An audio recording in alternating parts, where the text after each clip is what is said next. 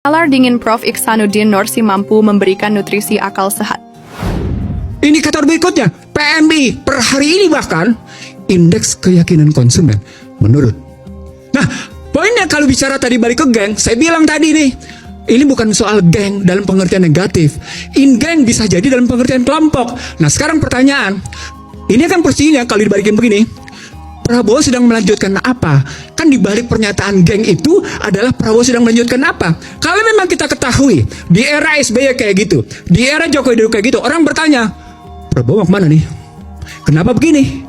Dalam ilmu kebijakan namanya ada dua. Apa yang discontinuing, apa yang continuing. Apa yang diputus tidak berlanjut, apa yang berlanjut. Nah, ketika orang-orang Jokowi Dodo kemudian duduk lagi dalam kabinet, namanya berlanjut. Nah, berlanjutnya apa?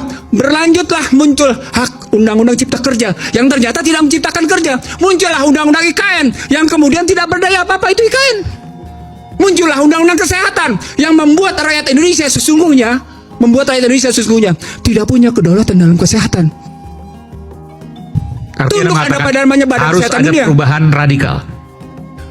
Beda pengertian perubahan yang kita lakukan secara baik-baik dengan perubahan radikal. Saya semalam menyatakan di sebuah TV, sama seperti pernyataan tadi teman-teman Komisi 11 terhadap yang namanya Purbaya Yudi Sadewa.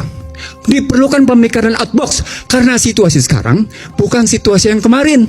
Situasi sekarang adalah perang hybrid, perang totalitas. Maka ketika dia hadapi dengan business as usual, biasa-biasa saja, dia tidak akan menyelesaikan masalah.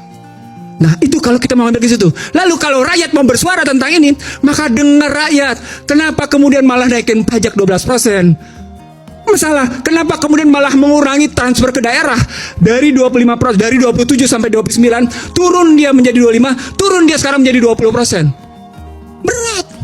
Padahal namanya, tahu nggak? Hari ini berita apa?